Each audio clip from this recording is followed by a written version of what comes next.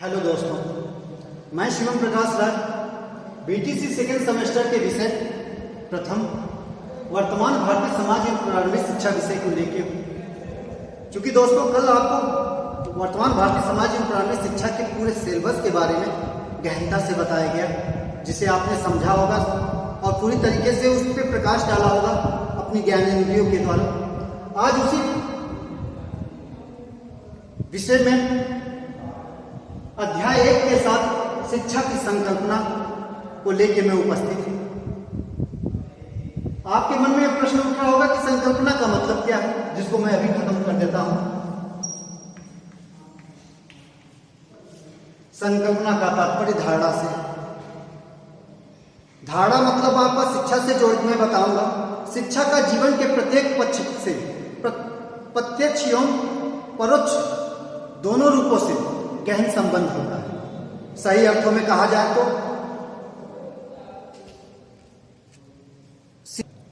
शिक्षा मानव जाति का संरक्षण करता है, साथ ही साथ व्यक्तित्व के समस्त पक्षों शारीरिक, मानसिक, संवेगात्मक, आध्यात्मिक एवं सांस्कृतिक का विकास करता है।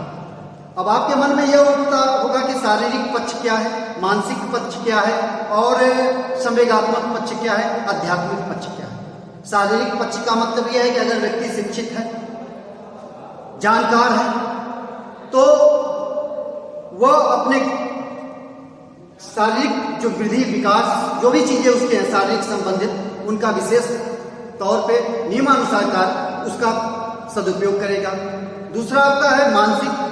अगर व्यक्ति शिक्षित है तो उसकी मानसिकता अच्छे कार्यों में लगेगी, और जब अच्छे कार्यों में लगेंगी तो उसकी मानसिकता का उद्भव होगा और वह विकसित रूप लेता रहेगा। तीसरा आपका है संवेगात्मक। संवेगात्मक का मतलब आपका जैसे क्रोध, चिंता, हर्ष आदि से है।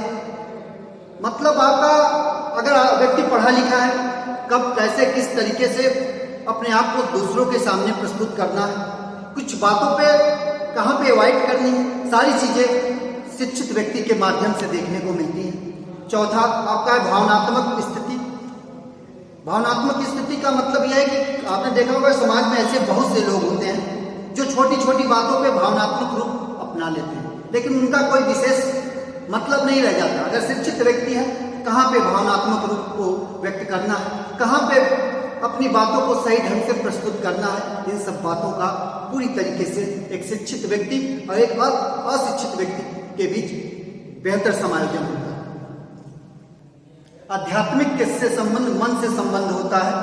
मन का मतलब यह है कि आप अगर शिक्षित हो तो आपका मन अगर गलत कार्यों के प्रति उत्तेजित होता है, गलत कार्यों के प्रति जाता है, तो उसको स्थिर करना, उसको समायोजित करना एक शिक्षित व्यक्ति का परम कर्तव्य बन जाता है। और चौथा और आखिरी आपका है जो सांस्कृतिक से मतलब आपका होता है सभ्यता। एक शिक्षित व्यक्ति अपनी सांस्कृतिक सभ्यता को किस प्रकार से जीवित रखता है आम जनजीवन में और लोगों के सामने। एक शिक्षा को प्राप्त करने के समय किस प्रकार से उस सभ्यता का पालन करता है, शिष्टाचार का पालन करता है, एक शिक्षित व्यक्ति के भाव से पता चलता है। दोस्तों, रविन्द्रनाथ टैगोर जी ने बताया है कि शिक्षा जो है शाश्वत सत्य की खोज करने वाली विशेष अधिकार स्वरूप बातें होती हैं। क्योंकि आपने देखा होगा शाश्वत का मतलब यहां पे मैं आपको बता देना चाहता हूं, सदा रहने वाला।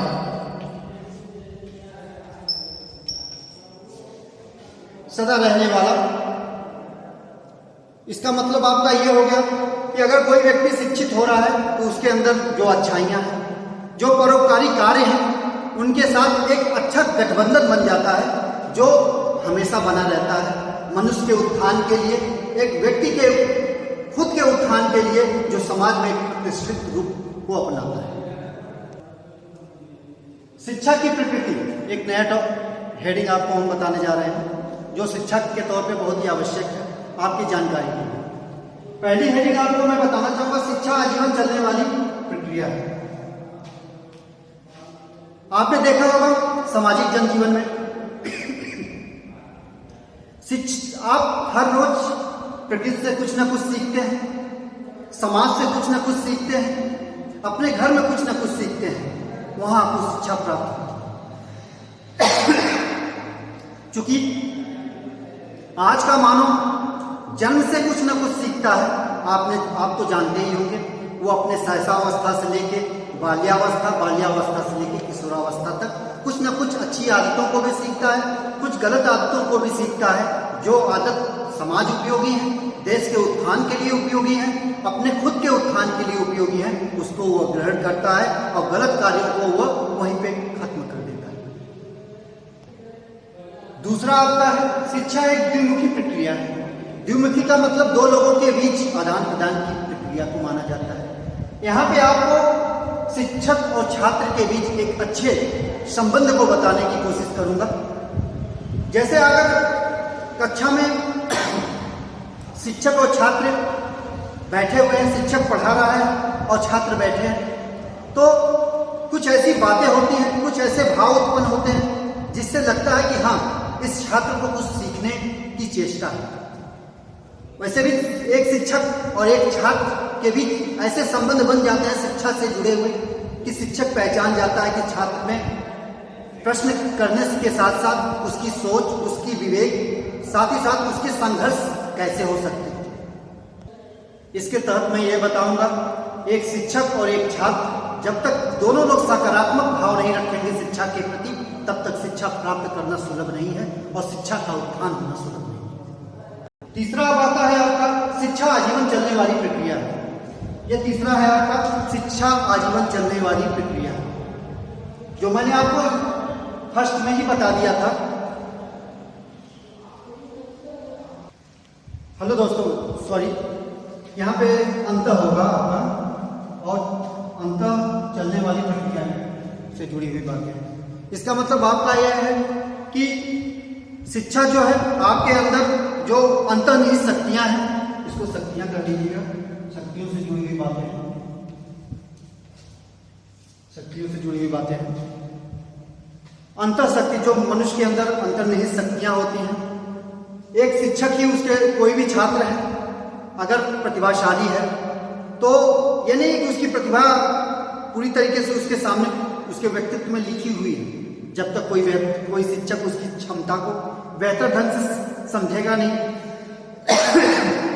बेहतर ढंग से उसको निखारेगा नहीं, तब तक उसकी प्रतिभा का सही उपयोग नहीं हो पाएगा। मैं आपको खेल की भाषा में बता सकता हूं, एक बेहतर कप्तान किसी भी खिलाड़ी को तब तक बेहतर ढंग से नहीं समझ सकता है जब तक उसको अवसर ना मिले खेल कूद में। चाहे क्रिकेट हो तो उसको क्रिकेट में, अगर बल्लेबाज है तो उसको बल्लेबाजी करने का अवसर समय से ना मिले। यह ऐसा नहीं है कि एक ही दो बार में कोई किसी को समझ लेगा, उसको समझने का अवसर देना पड़ेगा। वो बेहतर कैप्टन पे निर्भर करता है। उसी प्रकार से एक बेहतर शिक्षक पे यह निर्भर करता है किसी छात्र की प्रतिभा का किस प्रकार से निखारना है, उसकी प्रतिभा को निखार कर किस प्रकार से समाज उपयोगी और देश हित के लिए बनाना है। अगली टॉपिक आपकी शिक्षा की आवश्यकता है। यह शिक्षा की आवश्यकता किस जगह पे, किस तरीके से और किस ढंग से है। इसमें पहला आता है समाज के लिए। समाज के लिए किस प्रकार से शिक्षा की आवश्यकता है। जैसे आपने देखा होगा, बहुत सी ऐसे समुदाय हैं, बहुत से ऐसे लोग हैं जहां पे शिक्षा शून्य के बराबर है। तो कुछ शिक्षित वर्ग के लोग हैं, वहां पे जाके एनजीओ के तहत उन लोगों को शिक्षित करने की कोशिश करते हैं ताकि लोग शिक्षित हों, अपने मानवीय मूल्यों को समझ सकें, अपनी खुद की जरूरत को समझ सकें। शासन के और प्रशासन के तहत जो भी सुविधाएं दी गई उनके लिए, उनको वो समझ सकें। तो समाज के उन हितैषी लोगों को, समाज के उन जागरूक लोगों को इसके प्रति जो समाज हित के लिए उन लोगों को जागरूक करने की कोशिश कर रहे हैं, वह शिक्षित हैं और शिक्षा का वो विस्तार रूप प्रस्तुत कर रहे हैं। वो भी एक शिक्षा की आवश्यकता को विशेष बिंदु देता है। दूसरा है चरित्र निर्माण, जो काफी इंपॉर्टेंट पॉइंट आपका है। एक शिक्षित व्यक्ति सबसे बड़ा गुण उसका यही होता है कि वो उसका चरित्र बेहतर है। अगर व्यक्ति का चरित्र बेहतर नहीं है तो शिक्षा की ऊंची डिग्री भी लेकर वह शून्य के बराबर है। क्योंकि एक शिक्षित व्यक्ति अगर चरित्रवान है, चरित्र में उसकी कोई दाग नहीं है, तो वह दुनिया की हर खुशी, हर प्रतिष्ठा को प्राप्त कर सकता है। अगर वो चरित्रवान नहीं है तो उसकी शिक्षा शून्य के बराबर है और उसकी शिक्षा की मानकता समाज में बेहतर रूप से नहीं देखी जाएगी। तो मेरा आपसे यही कहना है कि शिक्षा एक ऐसा रूप है जो व्यक्ति को एक ऊंचे दर्जे पर ले जाने के लिए एक ऐसे प्रकाश का माध्यम है जो उसका पूर्ण रूप से ऐसा रूप है जिसके तहत वह समाज हित को, समाज के उस उत्थान में सहायक है जो उसके विशेष रूप का प्रभाव रूप प्रस्तुत करता है। अगला टॉपिक आप है शिक्षा के प्रकार, जिसमें आपको बताया जाएगा औपचारिक शिक्षा और अनौपचारिक शिक्षा। यह काफी इंपॉर्टेंट पॉइंट होगा, औपचारिक शिक्षा और अनौपचारिक शिक्षा, जो मैं आपको कल बताऊंगा अगले दिन। और मैं मौखिक रूप में आपसे बता देना चाहता हूं कि औपचारिक शिक्षा वह होती है जिसका एक नियत पाठ्यक्रम, नियत विषय वस्तु हो और नियत समय, जबकि अनौपचारिक शिक्षा आपकी वो होती है, अनौपचारिक शिक्षा आपकी वो होती है जिसका कोई नियत पाठ्यक्रम नहीं हो, जिसका कोई नियत समय नहीं हो और नियत दिशा निर्देशन ना हो, वो आपकी अनौपचारिक शिक्षा के अंतर्गत आ जाती है। यह शिक्षा किस जगह पे किस तरीके से छात्रों को देनी चाहिए और इसकी मानकता क्या है, शासन स्तर पे शिक्षा औपचारिक और अनौपचारिक शिक्षा को क्या दर्जा दिया गया है, इसके बारे में विस्तृत जानकारी आपको समय दर समय अगले वीडियो में मैं दूंगा और इस पर एक विशेष प्रकाश डालने की कोशिश करूंगा, क्योंकि यह आपके बीटीसी सिलेबस में है और यह बीटीसी में आपका 2 नंबर का जरूर आता है, इसलिए इस पर विशेष प्रयास किया जाएगा। आज की वीडियो बस इतना ही। आज आपका सब्जेक्ट रहा है वर्तमान भारतीय समाज और प्रारंभिक शिक्षा, जिसके बारे में गहनता से बताने की कोशिश किया हूँ।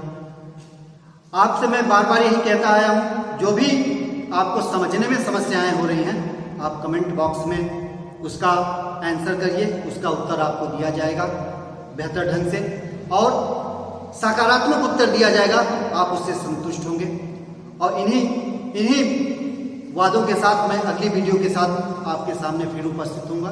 तब तक के लिए धन्यवाद।